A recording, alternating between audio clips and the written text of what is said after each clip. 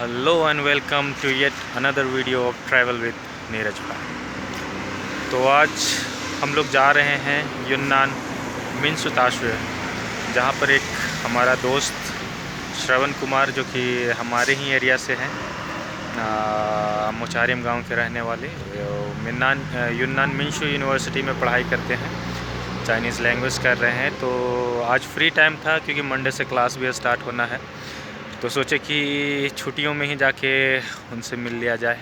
तो चलिए मिलते हैं युन्नान मिन्सू यूनिवर्सिटी में। तो यही भाई हैं मोचारिम के रहने वाले जो युन्नान मिन्सू यूनिवर्सिटी में पढ़ाई करते हैं और यहाँ चाइनीज़ लैंग्वेज की पढ़ाई कर रहे हैं। इन्हीं से मिलने आए हैं। बाकी का जो नज़ारा होगा भाई साहब अच्छी अच्छी जगह अपनी यूनिवर्सिटी के बारे में दिखाएंगे। तो चलिए कुछ अच्छी वीडियो आपके लिए बना रहे हैं। चैनल को लाइक कीजिएगा, सब्सक्राइब कीजिएगा, भाई को थोड़ा प्यार दीजिए यार। चैनल पे लोगों की कमी हो रही है, थोड़ा बढ़ाइए। तो ये मिन्सू यूनिवर्सिटी के अंदर के कुछ नज़ारे हैं, यहाँ की सड़कें। आगे में भाई साहब का डॉर्मेट्री, इस ओर में हमारे लेफ़्ट में भाई साहब का डॉर्मेट्री है जहाँ ये रहते हैं।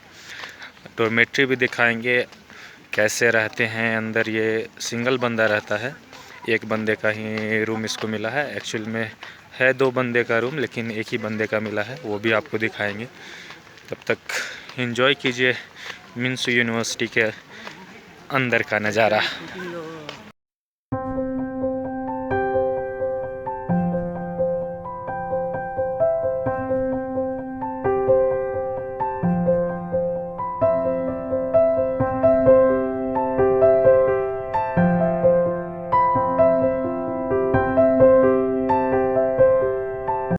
हाँ, तो नज़ारे एंजॉय करिए। और अभी सरवण भाई से बात करेंगे कि इस यूनिवर्सिटी की खासियत क्या है। तो आइए सरवण जी, कुछ बताइए इस यूनिवर्सिटी के बारे में। इस यूनिवर्सिटी की सबसे बड़ी खासियत है कि यहाँ पे लगभग खुनमिंग के लगभग हर सिटी से यहाँ पर स्टूडेंट पढ़ने के लिए आते हैं।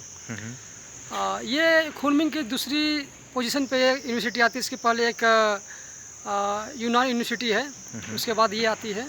यहाँ पे हर लेवल की पढ़ाई होती है, हर लैंग्वेज की पढ़ाई होती है। और यहाँ पे सुविधाएं जो है ना, थोड़ी सी महंगे हैं, पर सुविधाएं मतलब कि आपको प्रॉपर ट्रीटमेंट मिल रही है, सुविधाएं बिल्कुल भरपूर दी जा रही है। तो यहाँ पे इंटरनेशनल स्टूडेंट का क्या मतलब कि क्या स्टेटस है? किस देश के स्टूडेंट सबसे ज़्यादा यहाँ पे आते हैं? यहाँ पे सबसे ज़्यादा आते हैं Thai, Vietnamese, Laos, Bangladeshi, Pakistan, ये सब ज़्यादा आते हैं। और फिलहाल इस यूनिवर्सिटी में किस देश के स्टूडेंट सबसे ज़्यादा है? थाई। जितने आधे में सारे देश को होते हैं, उसके आधे सिर्फ थाई लोग होते हैं। ओके, तो चलिए चलते चलते बात करते हैं। तो आपका इस यूनिवर्सिटी में आने का सबसे बड़ा मोटो क्या था? हमने इस यूनिवर्सिटी के विषय में बहुत कुछ सुना था कि सुविधाएं अच्छी है, एजुकेशन भी हाई लेवल की है, और फॉरेन स्टूडेंट को अच्छी ट्रीट किया जाती है। अच्छा ट्रीटमेंट दिया जाता है। हाँ। बिल्कुल। और कुछ खास बातें जो आप हमारे ऑडियंस को बताना चाहेंगे?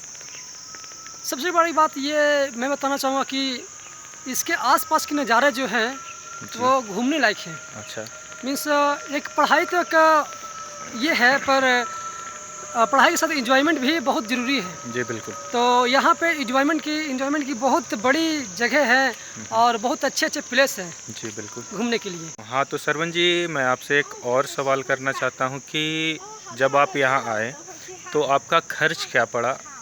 कितना टोटल खर्च हुए? मतलब कि आपका इंडिया से चाइना तक पहुँचने में, यहाँ एडमिशन में आपके क्या खर्च हुए? उसके अलावा मेडिकल, वीज़ा वगैरह के लिए क्या खर्च हुए? और जो अपकमिंग फ्यूचर में इस यूनिवर्सिटी में या फिर चाइना के किसी यूनिवर्सिटी में लैंग्वेज करने के लिए सोच रहे हैं, अगर वो आना चाहे तो वो किस तरह से आ सकते हैं? आप अपना एक्सपीरियंस उनके साथ शेयर कर सकते हैं। मैं आपको बताना चाहूँगा कि यहाँ पे जैसा कि मैंने आपको बताया कि लगभग हर लैंग्वेज की पढ़ाई यहाँ पे होती है और लगभग हर देश से यहाँ पे स्टूडेंट आते हैं पढ़ाई के लिए। जी। यहाँ पे ट्यूशन भी बहुत कम तो नहीं कह सकते, पर बहुत ज़्यादा भी नहीं कह सकते हैं। मात्र 9,000 RMB है। मैं रोकना चाहूँगा, 9,000 RMB का मतलब इंडियन करेंसी में क्या हो जाते हैं? अभी वही लगभग 1 लाख मान लीजिए। लगभग 1 लाख के करीब, क्योंकि अभी हमारी करेंसी जो इंडियन करेंसी है वो लगभग 11 पॉइंट समथिंग है। हाँ 11 पॉइंट समथिंग चल रहा है। उस हिसाब से आप अनुमान लगा लीजिए कि 9,000 RMB आपका 1 साल के पढ़ाई का खर्च होगा। यहाँ पे केवल पढ़ाई का ट्यूशन फ़ी होगा, रहना खाना वो अलग है। तो आपका यहाँ डॉर्मेट्री मिला है, तो वहाँ आपको कितना पैसे देने पड़ रहे हैं? वहाँ पे हम 1200 RMB दे रहे हैं। 1200 मेडिकल का अलग पैसा लगता है। मेडिकल का लगभग 487 RMB 87 आपको मेडिकल के लिए देने पड़ेंगे। Insurance 800 RMB। 1 साल का अगर आप यहाँ इंश्योरेंस करवाते हैं उसके लिए आपको 800 RMB देना पड़ेगा। और वीज़ा के लिए जी, वीज़ा के लिए लगभग 400 RMB आपको 1 साल का वीज़ा मिल जाएगा 400 RMB में। 6 महीने का भी आप करवाते हैं तो भी आपको 400 ही RMB देना पड़ेगा, और साल भर का वीज़ा लेते हैं उसमें भी आपको 400 ही RMB देना होगा। इसलिए अगर आप में से कोई भी व्यक्ति आना चाहते हैं चाइनीज़ लैंग्वेज करने के लिए, क्योंकि फ़िलहाल जो हम लोग फील कर रहे हैं वो फील कर रहे हैं कि हमारे कंट्री से ज़्यादा महंगा भी नहीं है। अगर शॉर्ट टर्म में बोला जाए तो हमें कम ही पड़ रहे हैं यहाँ। एक सेमेस्टर का लगभग वही 4,000 RMB। आप 12 के रेट से भी अगर पैसे लगाते हैं तो लगभग 48,000 रुपये एक सेमेस्टर का। उसके अलावा रहना खाना ये आपके ऊपर है, आपका रहन सहन किस प्रकार का है, आपका खान पान किस प्रकार का है, उस पर निर्भर करता है। अगर आप शराब नहीं पीते हैं, सिगरेट नहीं पीते हैं तो आपके काफ़ी पैसे की बचत होगी यहाँ पे। और अगर आप पीने खाने वाले हैं भाई साहब तो पैसे तो जाहिर सी बात है जाएंगे ही जाएंगे। तो चलिए आगे और भी कुछ बातें करेंगे सरवन जी से, और भी कुछ ख़ास बातें जानने की कोशिश करेंगे यहाँ पे कि लोगों का रहन सहन किस प्रकार का है, चाइनीज़ लोगों का बर्ताव किस प्रकार का है। तो वीडियो में बने रहिए और कुछ नज़ारे देखिए, उसके बाद सरवन जी से कुछ और सवाल पूछे जाएंगे।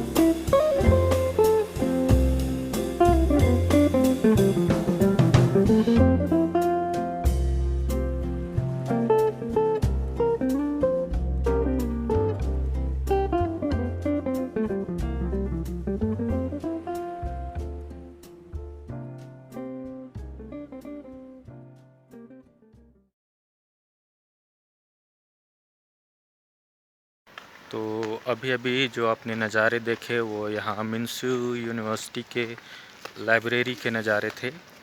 इसके बाद अभी सरवन जी से और भी कुछ बात करेंगे यहाँ के बारे में, और भी कुछ इन्फॉर्मेशन जुटाने की कोशिश करेंगे, ताकि फ्यूचर में जो लोग चाइना आकर पढ़ाई करना चाहते हैं उन्हें किसी भी तरह का प्रॉब्लम ना हो। और सारे चीज़ें और भी आगे जानने की कोशिश करेंगे। तो चलिए कहीं आराम से बैठते हैं, उसके बाद सरवन जी से बात करते हैं।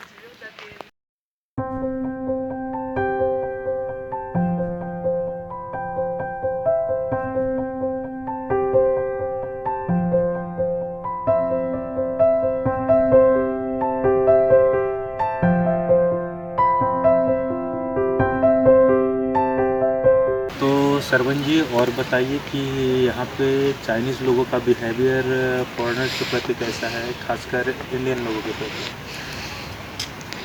ऐसे तो कहने को तो इंडिया और चाइना का संबंध अच्छा नहीं है, पर नहीं, मैं ऐसा आपको व्यक्तिगत बताता हूँ कि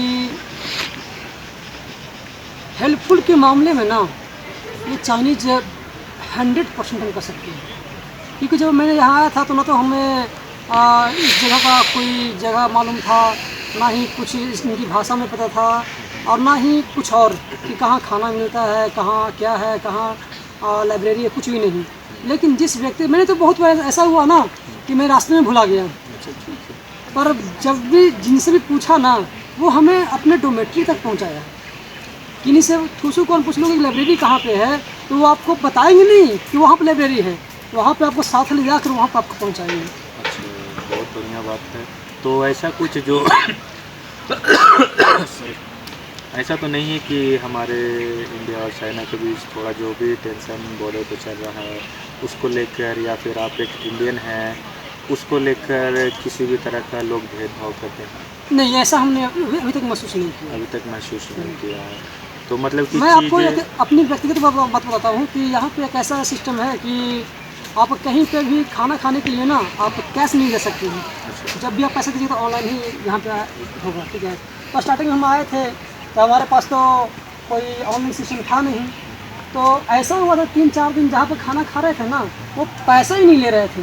अच्छा, मतलब कि आपको बिल्कुल फॉरेनर होने के नाते आपको वो फ्री खाना खिला रहे थे, ठीक है। जहाँ भी किसी भी दुकान में गए सामान लेने के लिए, आप कैश दे रहे हैं तो कैश पैसा नहीं ले रहे वो, जाइए आप लेकर सामान लेके जाइए, पर कैश हम नहीं लेंगे, ऐसा सिस्टम है। मतलब कि यहाँ लोग बोल सकते हैं कि पूरी तरीके से डिजिटलाइजेशन को फॉलो कर रहे हैं, पूरी तरह से डिजिटल हो गए हैं, हाँ कहने का मतलब हाँ, ये। ये भी कह सकते हैं। प्लस में दूसरी बात ये भी है ना कि चाइनीज लोग यदि जिनके पास ऑनलाइन कैश पैसे हैं तो उनको सामान नहीं दे रहे थे, अच्छा। लेकिन हमारे पास पैसा नहीं है खाने के लिए। खाने के लिए पैसे हम लोग के ऑनलाइन नहीं है, फिर भी हमें खाना बिल्कुल, हमें यहाँ पे सिस्टम है कि आपने प्लेट उठाइए बफर सिस्टम की तरह, और जाकर आप जब कुछ सामान लेना है वो लीजिए। लेकिन यहाँ पे है हमारे साथ ऐसा हुआ है कि आपको जो लेना है वो ले लीजिए और थाली आप वहीं पर छोड़ दीजिए, आप जाकर बैठिए, वो खुद लेकर आपके पास आएंगे। इतना रिस्पेक्ट यहाँ पे थोड़ा बहुत होता है। तो जैसा कि सरवण जी ने बताया कि यहाँ पे चीज़ें काफ़ी बेहतर है, लोगों में ऐसा कोई भी भेदभाव नहीं है कि आप इंडिया से हैं तो हमारे जो बॉर्डर के बीच में जो टेंशन चल रहा है उसको लेकर आपको किसी तरह से हर्ट किया जाएगा, किसी तरह का रेसिस्ट कमेंट आप पे किया जाएगा। लोग आपको पूरी तरह सपोर्ट करेंगे, आपको हेल्प करेंगे। तो ये सारी बातें सरवण जी ने बताई जो कि सुन के काफ़ी अच्छा लगा। और हमारे यूनिवर्सिटी में भी सेम यही चीज़ होते हैं, लोगों को इससे कोई मतलब नहीं है कि आप किस देश से हैं, क्या करने आए हैं, नहीं करने आए हैं। बस अगर आपको हेल्प की आवश्यकता होगी तो वो हेल्प आपको बिल्कुल करेंगे। तो यहाँ कल रात से ही बहुत ज़्यादा बारिश हो रही है और अभी शाम के लगभग 5 बज गए हैं और हमें भी अपनी यूनिवर्सिटी में लौटना है। तो चलिए थोड़ा सा सरवण जी का डॉर्मेट्री दिखा देते हैं, इनका रूम कैसा है वो दिखा देते हैं। और शायद सरवण जी अपने एक हाई फ्रेंड से हमें मिलाएंगे, उनसे भी ये 2-4 मिनट बात करेंगे, उसके बाद अपनी यूनिवर्सिटी को लौटेंगे। तो चलिए अब सरवण जी के डॉर्मेट्री में आपसे मिलते हैं। तो ये जो बिल्डिंग है इसी में सारे इंटरनेशनल स्टूडेंट रहते हैं। ये साइड मेल और इस साइड में फीमेल। तो चलिए अंदर से भी थोड़ा दिखाते हैं कि कैसा है कैसा नहीं है। ये एंट्रेंस है यहाँ पे, चलिए बाकी का अंदर दिखाते हैं। तो ये लिफ्ट सिस्टम है यहाँ पे जो कि काफ़ी बेहतर है। विद्यार्थी लोग अपना लिफ्ट से आना जाना करते हैं। बाकी चलिए जो होता है रूम में चल के बात करते हैं। हाँ, तो ये जो रूम है अपने सरवण भाई का रूम है, देख सकते हैं। यहाँ पे सरवण और ये हमारे जीतू भाई वही बैंक वाले जिनका बैंक में हमेशा प्रॉब्लम होता है कुछ ना कुछ। तो ये छोटा सा रूम है जहाँ की 2 बंदे खस बेड लगा हुआ है, एक बंदा ऊपर और एक बंदा नीचे। पर चूंकि ये बंदे अकेले इंडियन हैं तो इनको सेपरेट रूम दिया गया है। देख सकते हैं कमरा कितना छोटा है। इधर ये पानी का मशीन है, पानी खरीदना पड़ता है जो कि काफ़ी महंगा है। यहाँ आपको शराब सस्ता मिल जाएगा पर पानी बहुत महंगा मिलेगा। ये स्टडी टेबल है, यहाँ पे आप आराम से बैठ के पढ़ाई कर सकते हैं। जैसा कि देख सकते हैं छोटा सा मिरर, और इस पर्दे के पीछे बाथरूम दिया गया है। आपको अंदर ले जाके तो नहीं दिखाऊंगा बाथरूम। यहाँ पे अगर आप कपड़े सुखाना चाहते हैं तो इजीली कपड़े सुखा सकते हैं। ये एरिया कुछ इस तरह से है। और एक चीज़, यहाँ खाना बनाना अलाउ नहीं होता है। आप अगर सोचते हैं कि यहाँ पर मैं खाना बना लूँगा, किसी तरह का इलेक्ट्रिक इक्विपमेंट्स यूज़ कर लूँगा, तो नहीं कर सकते हैं। स्ट्रिक्ट काफ़ी रूल है। आप बाहर जाके कैंटीन में खाना खाइए, आप अंदर नहीं बना सकते हैं खाना। तो ये श्रवण भाई का छोटा सा रूम है जहाँ कि हमारे भाई अकेले रहते हैं और बड़ा मस्त रहते हैं और इन्जॉय करते हैं लाइफ को। साथ साथ पढ़ाई भी करते हैं, केवल इन्जॉय नहीं करते हैं क्योंकि पढ़ने आए हैं। तो देखते हैं, इनका एक फ्रेंड जो आने वाली थी वो अभी शायद कैंटीन में खाना खा रही है, 2-4 मिनट में आती है, तब उनसे भी मिलवाते हैं और बाकी की बातें बाद में। तो किसी कारणवश थाई गर्ल से तो नहीं मिल पाए, पर एक बांग्लादेशी भाई साहब हैं, यहाँ टीचर का काम करते हैं। वो हमें मेट्रो स्टेशन तक जाके छोड़ेंगे, उसके बाद बाकी का सफ़र बाद में दिखाते हैं।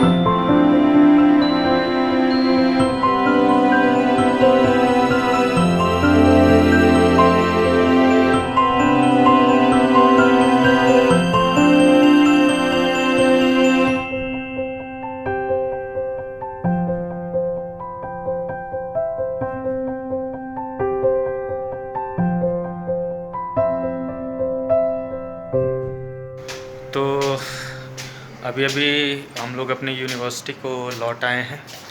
अभी आपने देखा जिस कार में ट्रैवल कर रहे थे वहाँ एक बांग्लादेशी भाई साहब थे जो कि बंगाली लैंग्वेज पढ़ाते हैं यूनिवर्सिटी में।